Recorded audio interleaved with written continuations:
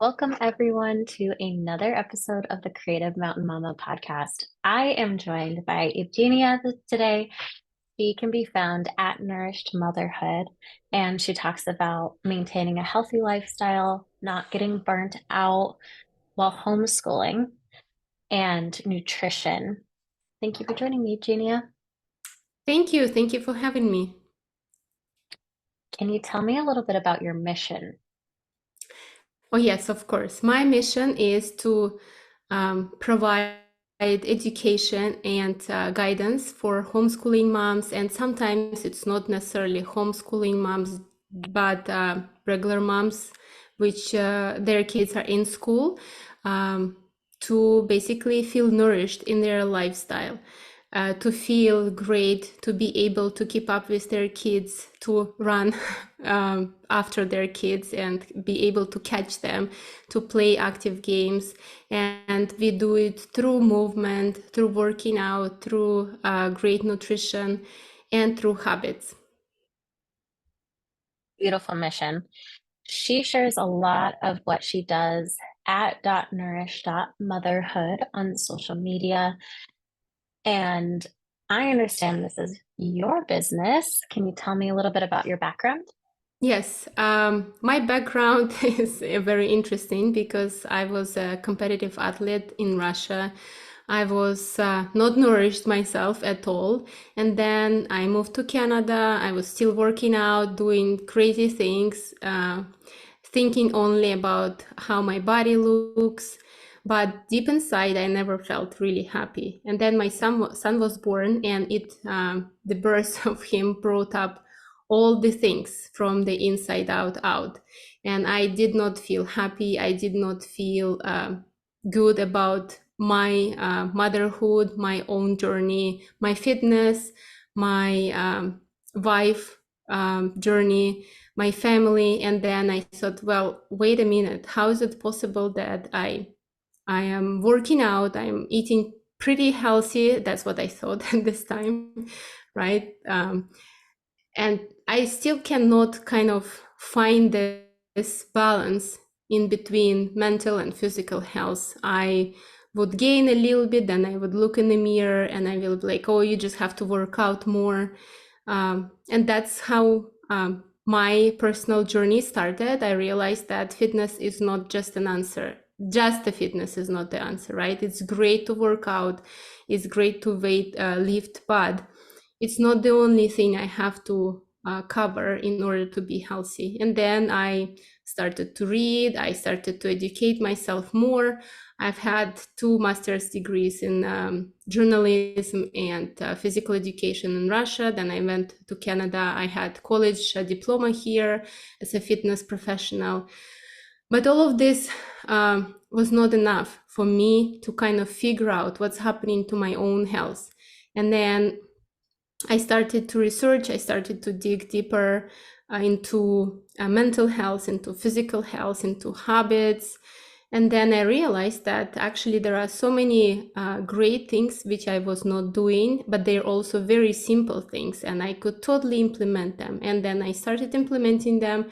It took me about 1.5 to 2 years to slowly stack on different habits, different routines, and then everything kind of aligned. I felt way better physically. I felt nourished. I could not even keep up with my son because at that time he was 2 years old. Of course, I could keep up with him, but I could I did have more patience towards my son, more patience towards my husband, of course, because I think that early motherhood years is very hard if some work, deep work, wasn't done before.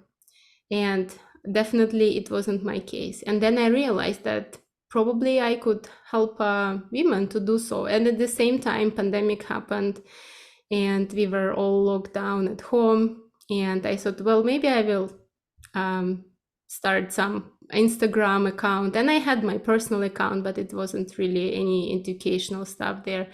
So I started, and then I started working with moms, and then I started realizing that there is no really connection in between me and moms whose kids are in regular school, in just regular public school or Catholic school, because it's not that I'm good or they're bad or opposite. It's just we're a little bit different people. And I realized that because I always wanted to homeschool, and my son was about 3.5 years old at this time already, I realized that, oh, maybe I should focus my attention on homeschooling moms, because it's really hard to be with a child all the time at home, or 6 or 7 kids. Most of my clients have 5 or 6 kids, Wow. and it's you're stretched out to the limits, right? And it's really hard to be homemaker at the same time, baking sourdough bread and doing all the cooking and cleaning and thinking how to do more for the kids, because I know that the difference in between homeschooling moms is that we don't want to send our kids to school because we accepted that they're going to be with us until certain age, of course, when they maybe decide to go to some kind of different education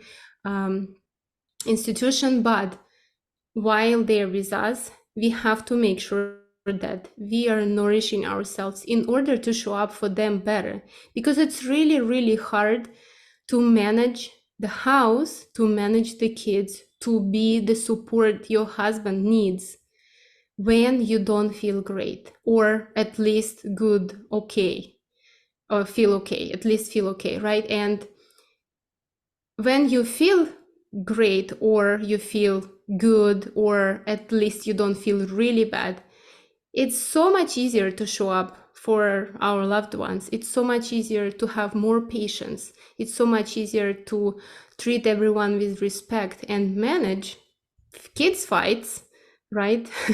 Kids fights are really hard to manage because you love all of them, but it's like another kind of area of life when it's hard to do. It's hard to do this, right? And then I realized that what if I could help them to feel better and to manage their lifestyle better?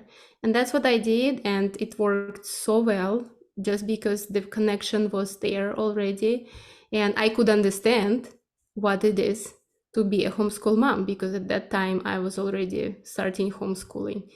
And it's been great because I personally love it. I had 9 back-to-back calls, 30 minutes calls, and even though it's, you think that you're a fitness coach, or you're a fitness or lifestyle trainer or coach, whatever the name it is, you're supposed to be moving, but my work is by computer most of the time, right? And my work is not necessarily only teaching women how to eat and how to exercise, but most of it is overcoming the obstacles of why we are actually not eating, why we're not exercising properly, and why we know how to do things. Everyone knows in this world exercising is great for you, eating whole foods is great, but for some reason we're not becoming healthier. Every year we're becoming less healthy and less healthy. And I find that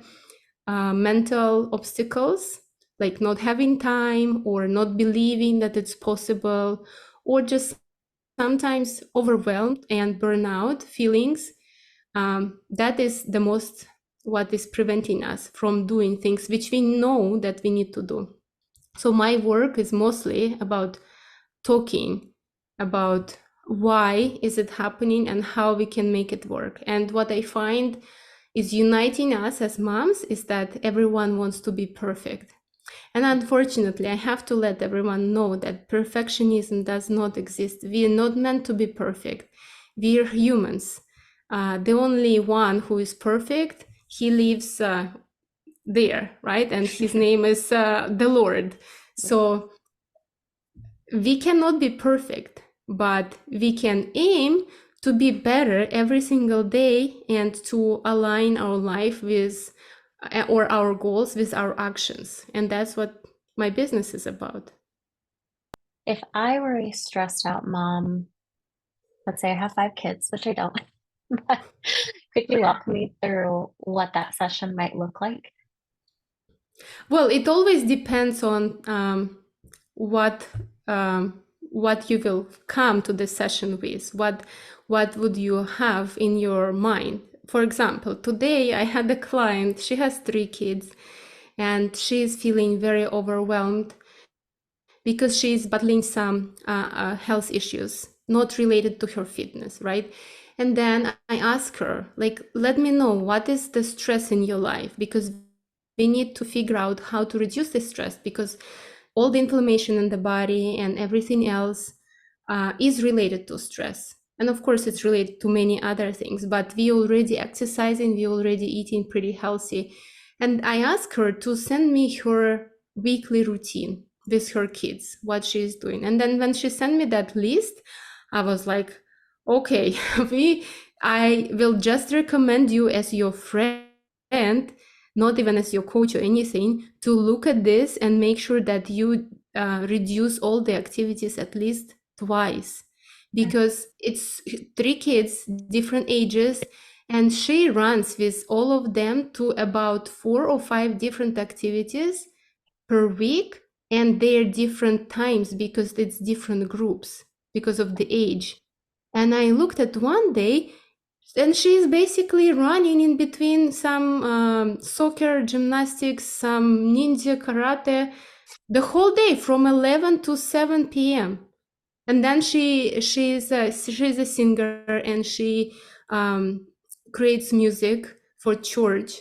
She sings in church, so she has her own band, and she of course needs to practice with her band, right?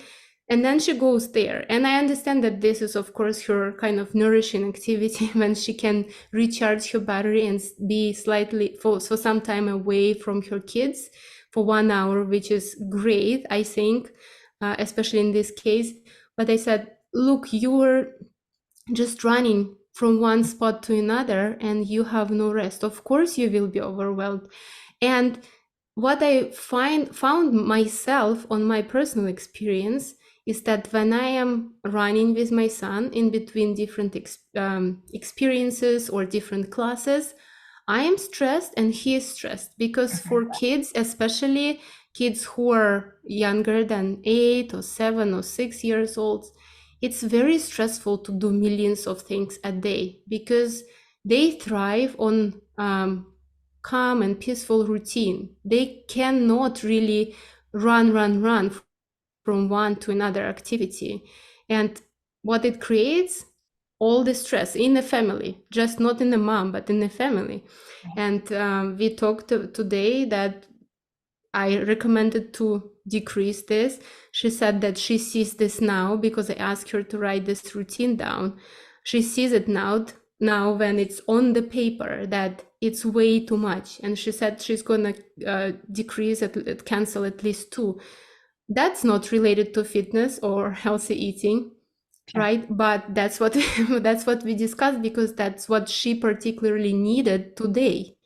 And that's why my program is a personalized and customized approach, because there is no one way to help different clients, because we're so different and we have different number of kids, we live in different places, the weather is different. Someone lives in California and they can walk more because it's very beautiful and great weather, and someone who lives where I live, it's, I mean, usually for some reason right now it's not snowing, but usually it's like minus million degrees here, right? And not everyone will be okay with walking. I used to walk like this with the weather like this, but not everyone is comfortable, and we will find a way how to make them move.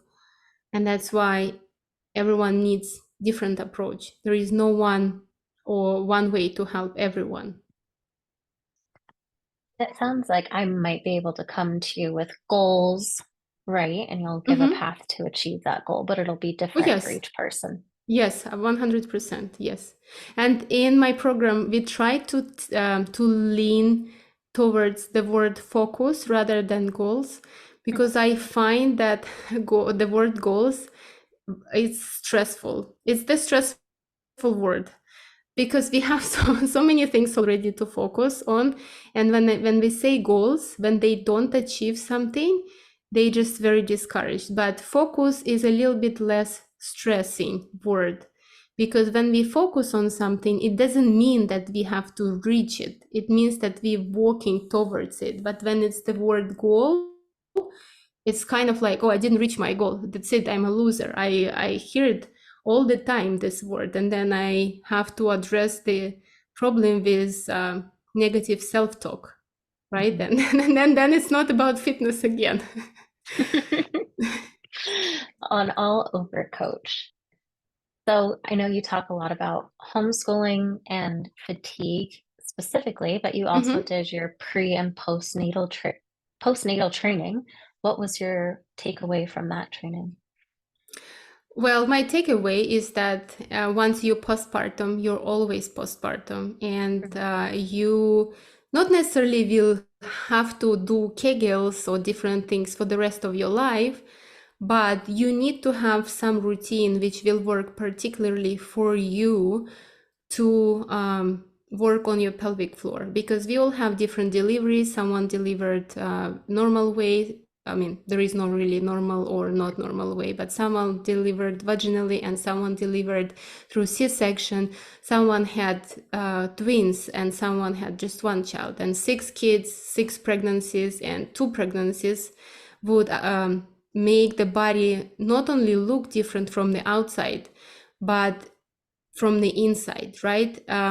The stomach or stomach muscles are stretched out more, and this potentially will need more work. Or, for example, if someone had pregnancies back to back, I had some clients who had 5 or 6 kids, and 4 of them under 3. So this Wow. is great. That's amazing. I'm so happy, and I wish I did start earlier so I could have the same number of kids, because kids are joy.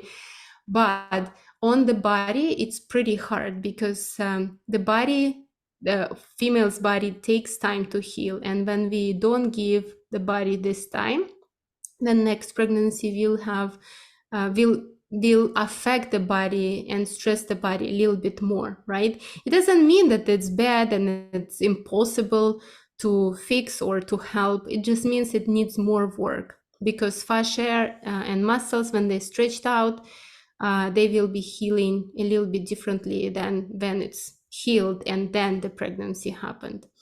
So it's very, very important, especially when you start exercising, because you cannot load weight, and we work on weightlifting a lot. You can't really load weight on the body, and especially core and pelvic floor um, weak body, Mhm. because core is called core because it's protecting us basically from our shoulders to our hips. Everything is core, and without strong core, strong foundation, because core is foundation, we can't even stand upright. We will be falling, right? And I'm saying it with a little bit too much attention to this, but of course everyone is able to stand straight. But if someone's core is absolutely not working, that person would be falling or Mhm. folding into half in the hips area. And that's why before working out with weights or just working out, and especially postpartum, we need to make sure that the core is addressed, the pelvic floor is addressed, because every time we lift weight, the diaphragm and pelvic floor, it just even without lifting weight, the diaphragm and the pelvic floor work synergetically. When we breathe, when we inhale, diaphragm goes up, pelvic floor relaxes and goes down. And when we exhale, it kind of moves towards each other. Mhm. So when we lift weight, it has to be the same way, because if we lift weight and our pelvic floor is not supported and kind of activated, the pressure from diaphragm will be pushing it down, and this is not good at all, because it's creating urinary incontinence, different types of prolapses and different issues which we want to avoid, because unfortunately we are getting older, right? Year by year.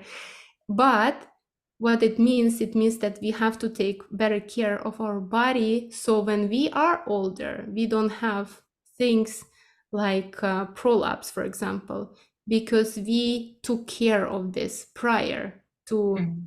um, getting older.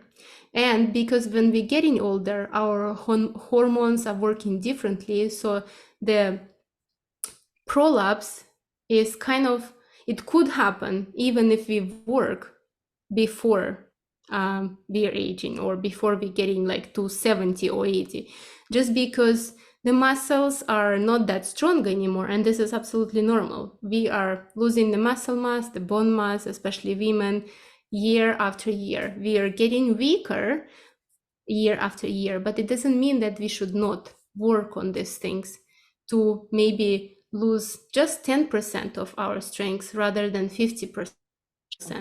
And then all of this is influencing the way how we will be living when we are older, and the way how much of independence we will have.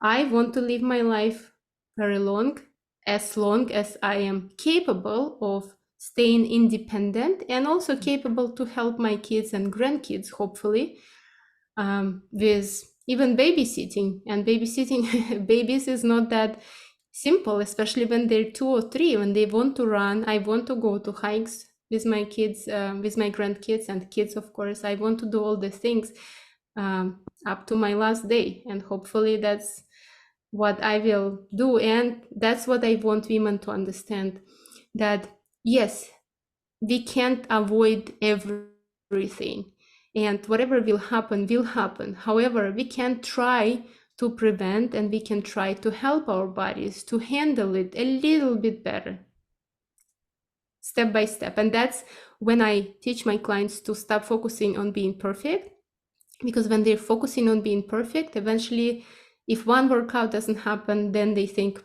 it's okay, this week is so bad, I'm just gonna start on Monday. So instead of missing one workout, they're just missing 2 or 3 workouts, right? And it's not, it doesn't do anything good for them. I think for me, being, a younger mom, not a younger mom, but young in my momhood, to think about my grandkids is kind of mind blowing. You want to start now so you're able to pick up that grandbaby at 3 years old when you're at that stage in life. Yes, I love or that. maybe grandkids. Great grandkids, that's just crazy to think about, but it is important to start now. So you're building incrementally, and then you don't have to do so much later. You can achieve balance, like you said. Yes, For the mama that is in that newborn stage, do you have any advice? yes, sleep. It's funny. I know everyone says the same thing, but from my perspective, why sleep is important, because even if you cover everything, working out, eating healthy, water, and supplements, and being outside, if you don't sleep, it doesn't matter, because sleep is so fundamental and foundational. It's not even a goal or focus, it's such a basic need. And when we sleep, we recover. When we sleep, our hormones are getting into balance. When we sleep, our cells are I don't know, getting better, right? When we sleep, our muscles recovering, everything is recovering. When there is lack of sleep, most likely it's stress, overeating, it's feeling depressed. Sleep is influencing mental health. When I sleep, and I used to sleep for 4 hours, that is the worst time of my life. I thought, I don't want to live like this. If this is life, I don't want life like this, right? Literally, sleep is everything, and this is the most important. So I would recommend sleep and focusing on learning and bonding with the baby, and delegating as much as possible when it comes to cleaning, when it comes to cooking, as much as possible if there are people who who can help. Sure. Is there a better time to reach out to you? Prenatal, postnatal, or is any time a good time? I just in general, I would not even work with someone who is less than 3 to 4 months postpartum. I know that North America is kind of like they are assessing 6 or 8 weeks, depending on the method of delivery, and they're saying, "Oh yeah, you cleared," by just talking to the person, right? I always recommend, if possible, to see a pelvic floor therapy specialist. um, it's the best investment postpartum mama can do for herself. However, even better is to start even before getting pregnant, because healthy pregnancy is in order to have a healthy pregnancy, and again, nothing is guaranteed in life, right? Some people are extremely healthy, and then when they get pregnant, they have something what prevents them from exercising or even getting up from bed. However, it doesn't mean that we should not try to be healthy prior to getting pregnant. But if you're already pregnant, don't be afraid of moving, don't be afraid of walking, don't be afraid of having specific to pregnancy workouts, lifting weights. Even if you were not active before, you can start tomorrow by finding a person who can work with you, by finding a person who is familiar with the pre and postnatal workouts, right? And by not fearing it, because your body, and listen, you need to listen to your body, because when you have this intuition and you connect it to your body, you will know what's good and what's bad for you. So I would say that physical activity, having enough water a day, and focusing on whole foods is the main thing. And if have some cakes sometimes, or you have some cravings for some sweets or not sweets, it doesn't matter, because if your 80% or 90% of your food is whole foods, not even necessarily always organic, not everyone is able to always eat organic, or when we go to a restaurant, it's not always organic, right? But if you're eating veggies and protein and then fruits, 80 to 90 or 70 even, or even 60% of the time, you will be good, because that matters a lot. I appreciate you saying that about, well, your name is um, Nourished Motherhood, and that nourishment does play such a big role, nutrition and what you offer. What are ways that people can get in contact with you to learn more? Yes, so my Instagram is, as you said, at nourished.motherhood, and they can send me a DM. It's myself and only me. I don't have a team yet, and probably not gonna have it, because I don't want my business to be anything crazy, right? Because when it's personalized approach, you unfortunately cannot stretch out to 100 people, especially if you're homeschooling, right? And I want to homeschool, and I want to spend time with my son, and I also want to move. And today, for 6 or 7 hours, I was sitting, and it was really hard to sit by computer all the time. But it's nourished mother at nourished motherhood with the dots in between words on Instagram, and then my website, no dots, just one word, at nourishedmotherhood.com. It's in the process of building. I probably think by the end of February it's going to be done, and person who is building my website is 7 months pregnant, so it should be done, right? Because she probably doesn't want to kind of keep going into her postpartum period with my Sure. website. But that are two ways of reaching me out. Or you can email me hello at at nourishedmotherhood.com. So it's a sign at, and then it's a word at. Wonderful. We'll include that in the show notes Mm-hmm. as well. Thank you so much, Evgenia. Thank you. Thank you. I do really appreciate you giving me a possibility to share my message with women and moms.